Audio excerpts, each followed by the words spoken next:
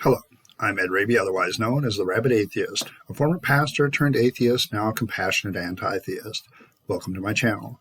You're free to like or dislike the video as you see fit, so feel free to hit those buttons. Feel free to comment below.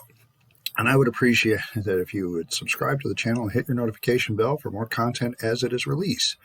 You're also free to share my videos as much as you like, because the purpose of this channel is educational, particularly involving deconversion issues, issues related to Bible and theology in relationship to deconversion issues, as well as atheism and other basic arguments between those of faith. Particularly, I kind of focus on those that have deconverted from Christianity, but any religion person who has deconverted is welcome here from any religion. So welcome and thank you for joining me. Today is a Friday video, and in Friday videos I tend to address comments and deal with those issues that are involved in comments. I'm going to go back to 5 days ago, where Ross Temple commented two things. He says, I agree Calvinism is evil. It's just like Islam's fatalism. God preset light than a boundary of darkness. There's an end to wickedness as man becomes vain. I don't know. This is one of those kind of comments I get that, okay, I'm glad you recognize that Calvinism is evil.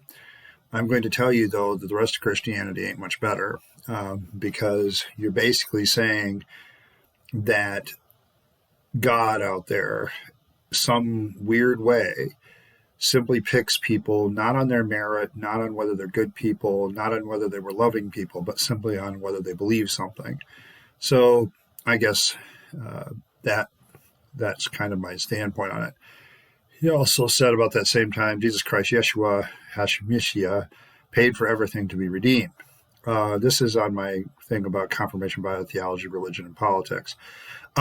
This is last week's video. My largest problem with this comment is it's a purely opinion comment, and it stands, first of all, on whether or not Jesus Christ was actually a real historical figure. I'm going to place my link to my series called The Tall Tale of Jesus, so we can, discuss how historically accurate the Gospels are in the first place. But also, on what basis is this kind of redemption where God makes a sacrifice to himself, of himself, to appease his own anger by slaughtering himself? I'm not trying to be rude, but, if you have any kind of belief that's Trinitarian, that all these, Father, Son, and Holy Spirit are God, I hate to break the news to you, but it makes a really logical mess. And quite frankly, the whole idea of, oh, he's got to redeem us. Well, why? It's my issue with some of my objections with Christianity. Why doesn't God just forgive us? He doesn't need to go through the rigmarole. Why doesn't he just forgive us? Free Word and Reason, 4 days ago, on the same video.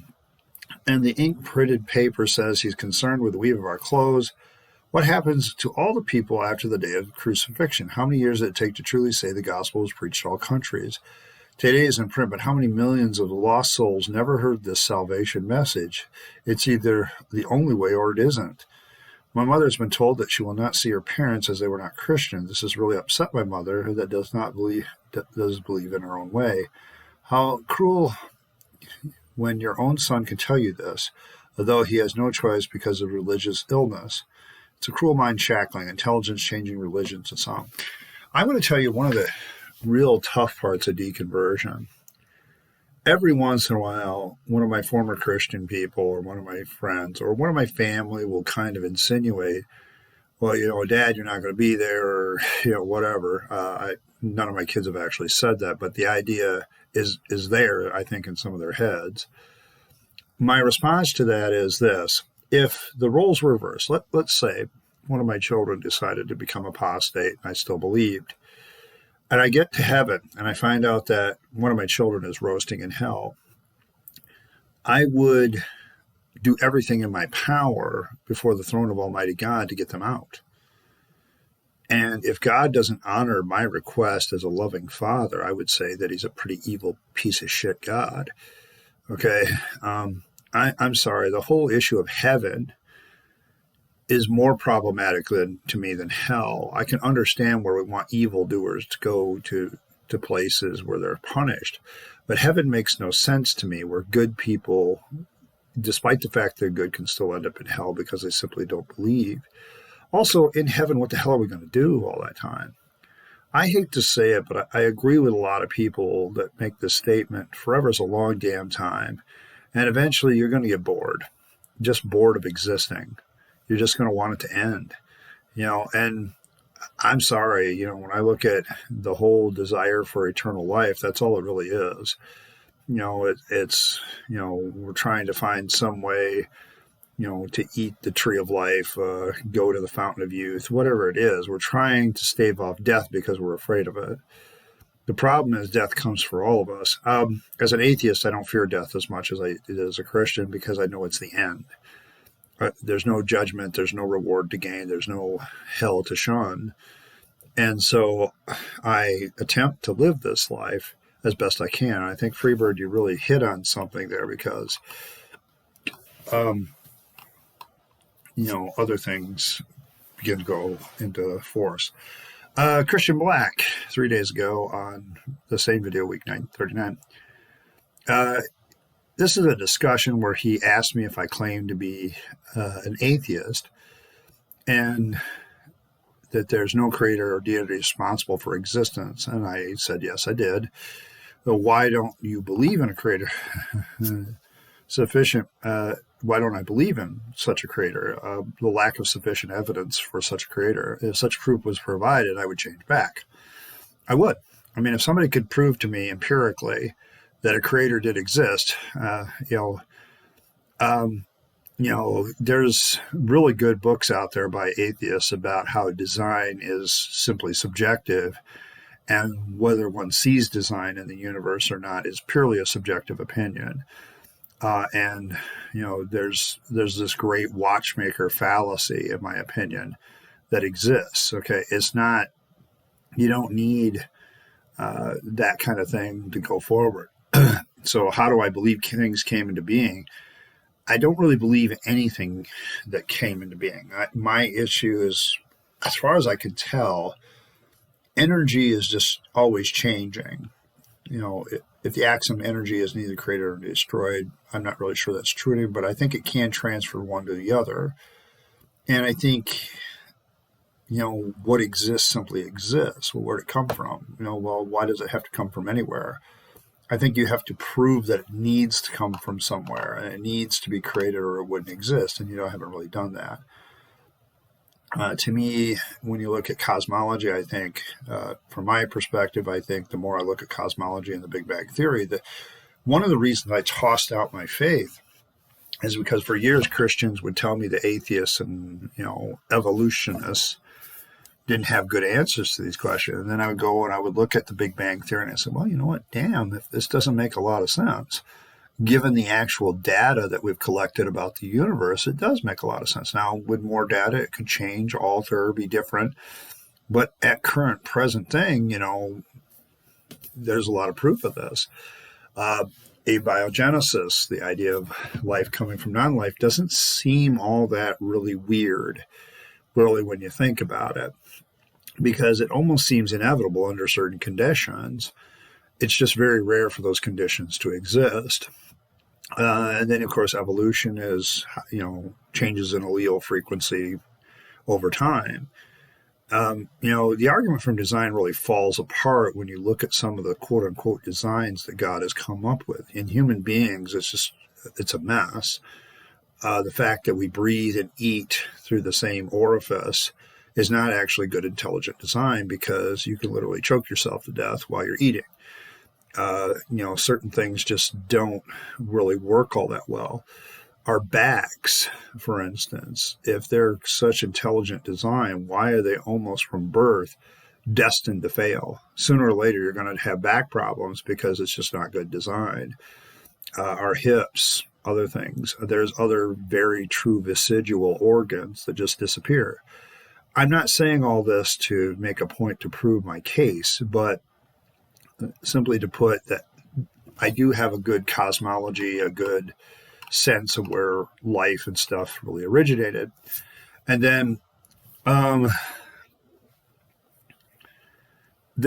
my other video, Christian Black continued with my 4 theological objection to sin is unreal.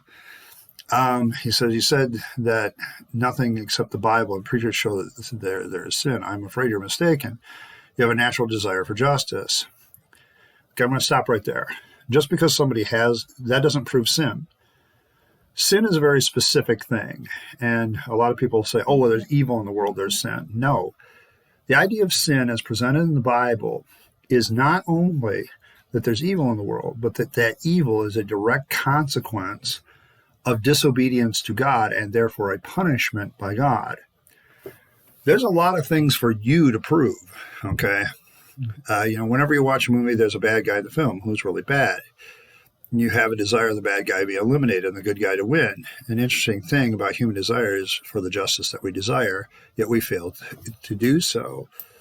A huge percentage of convicted child men only get a year in jail, most of which shows our justice system is during O.J. Simpson. I believe killed his wife, yet he is free. There's a Twitter account in which he tweets all the time. He never received justice. There's only one famous. We nevertheless crave justice, yet cannot provide it. Yeah, you're right. And you know what? We never will be able to provide it. And believing in some cosmic sugar daddy that's going to provide justice at the end doesn't make that true or untrue. Okay, I'm not trying to be rude here, but so what?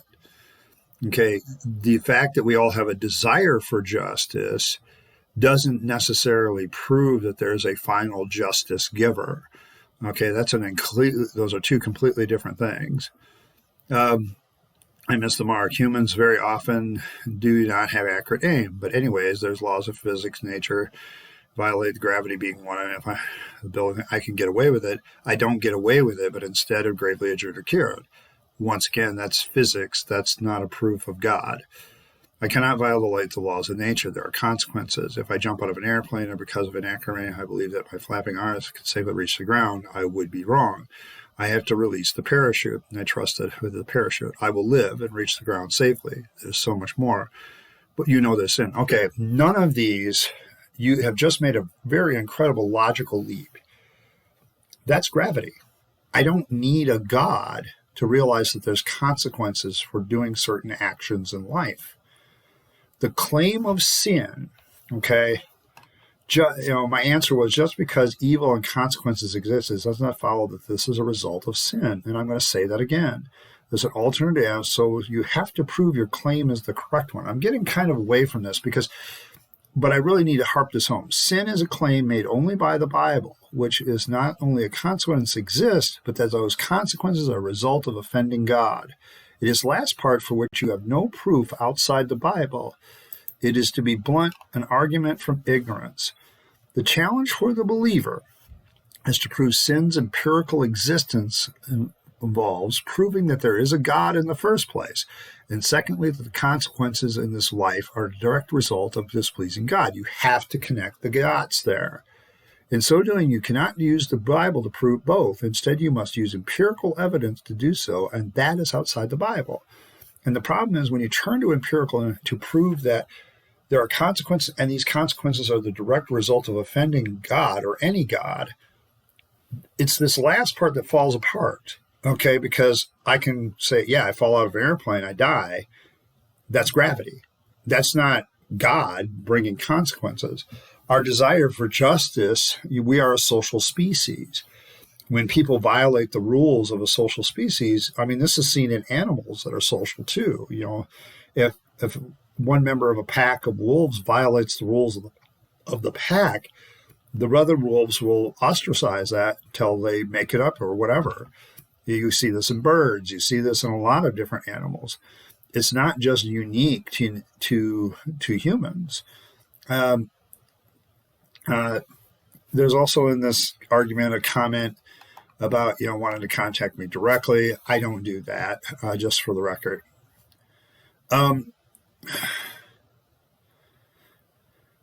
Why do consequences for evil exist? Because we live in a world that isn't designed. It isn't any of that. There are negative effects because there are negative effects. Sin is something that he makes it, yeah, that's its original definition, but that is not the definition that is used in the context of the Bible. Sin is lawlessness, is what John says in one of the First John, I believe, which means sin is a transgression of the law. Well, whose law? God's law. Okay. So sin is anytime we disobey the law of God. Well, the only one who talks about the law of God is the Bible. You have to prove, A, that God exists, and then you have to prove that sin exists as a consequence of offending said God. Also no Bible, once again, for the third and last time. Now, the reason I said the third and last time in that one is, okay, this argument went back and forth, but I finally got to, it says, scientifically testable is something that is verified by anyone that looks at the data. The data becomes so you can prove it true or false. It is not a strong argument to say God exists and you can't prove he doesn't. A strong argument, if somebody really wants to prove that their idea is true, you make it falsifiable. When science goes forward with an idea, they say, okay, this is our hypothesis. This is what would prove our hypothesis false. And then they go about trying to design a experiment that will test one or the other. And often what I get with Christians at this time, well, you can't really test that kind of proves my point. You put God in a special category, that's special pleading. And so, you're not allowed to do that. If God is so true and your religion is so true, once again, the claim you're making is God exists and that offending him is the consequence of cause of sin, and that offense is called sin. I want you to prove those without reaching for your Bible. Good luck. Because the Bible is the only one that talks about this evil stuff and bad choices being called sin. It's the only place that does it. Okay, that as far as I know. It's the only, and I also want to reiterate something. Let's say you were to prove me completely false in my worldview. It still doesn't prove that your worldview is the correct one. You see, the real problem with those people that come onto atheist channels and want to sit there and argue about this stuff is this. So what? You prove the atheists wrong. You prove the possibility that there is a God. You are still a million miles away from proving your God is the one that's the right one, given how many thousands of gods there are in the world. I'm not trying to harp on a point, but one of the things that I,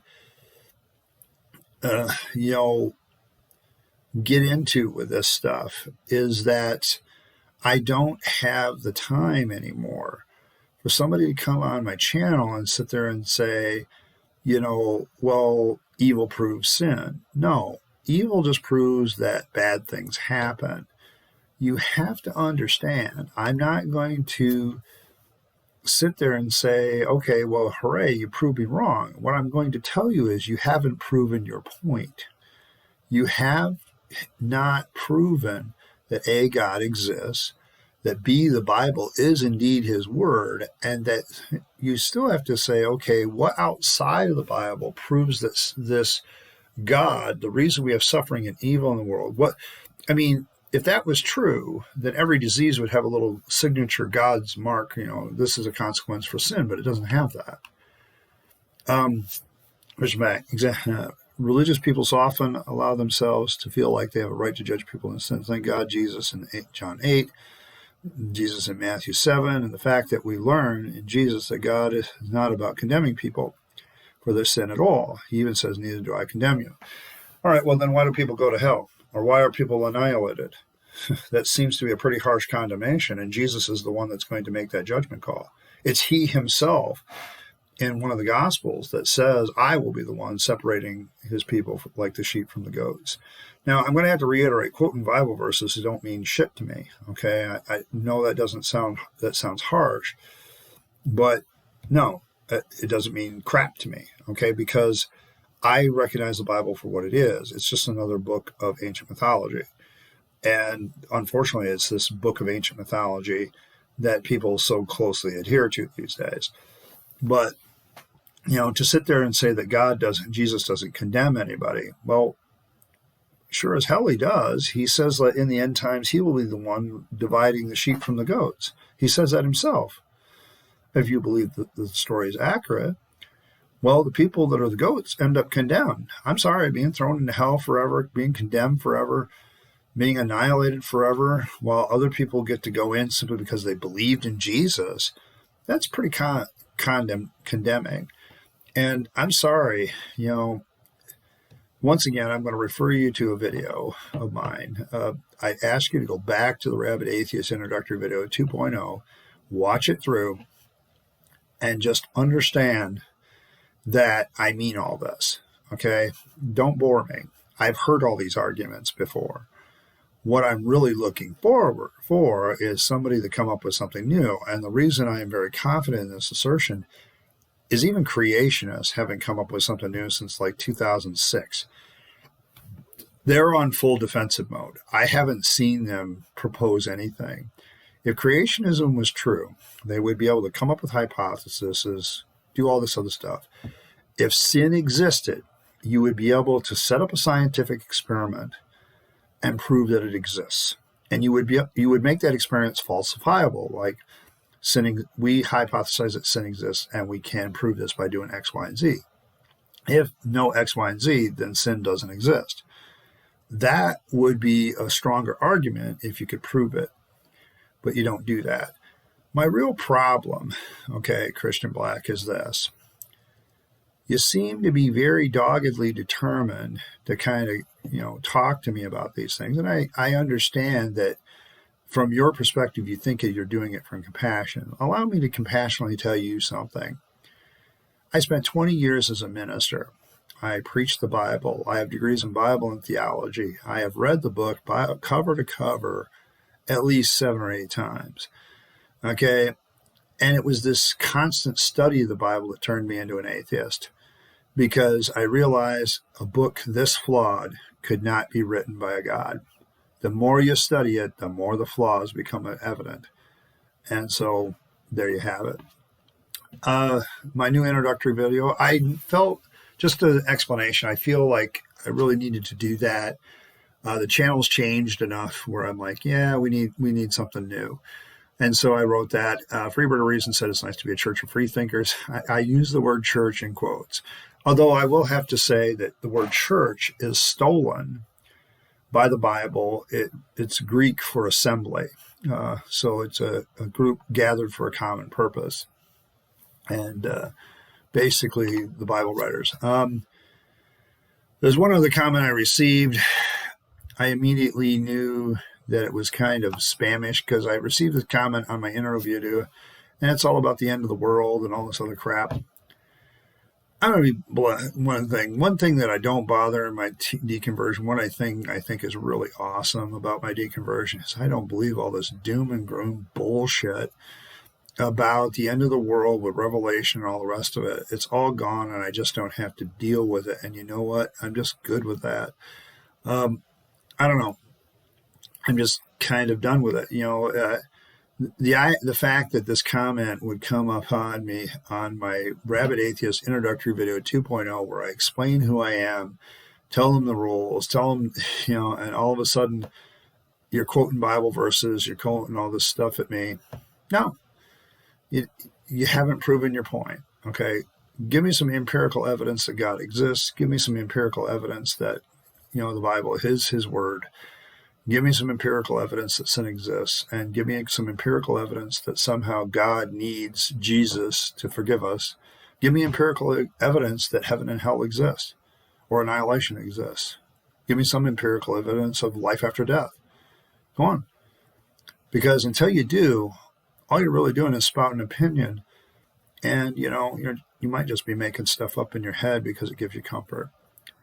That's it for the comments this week. I hope this video didn't go too much longer. It doesn't look like it did than I normally would, but just the bottom line, with commenters like Christian Black and other Christians. Your challenge, once again, is to prove that God exists. And trust me, I've already heard most of the arguments that exist, I'm sure. You have to prove then, if you're going to prove the existence of sin, that not only does suffering exist, but suffering is the direct result, and you can prove this empirically, of God being offended by our actions and thus bringing about consequences. You have to prove that. Okay? We should take up the challenge of proving that God exists, because that'll go a long way in proving your second one. But you have to use empirical, testable evidence that can be falsified. I don't think it can, because everything in religion is based on faith, and faith is a dishonest position. You're literally believing and trusting in something that you can't prove. That's faith. It's an overrated virtue, if it's a virtue at all. In fact, I don't think it is. I want to thank everybody for stopping by the channel. I appreciate you being here, and hopefully someday I can make you or convince you to be a rabid atheist like myself. In the meantime, this is Rabyd, also known as the Rabid Atheist, signing off and wishing you a good day.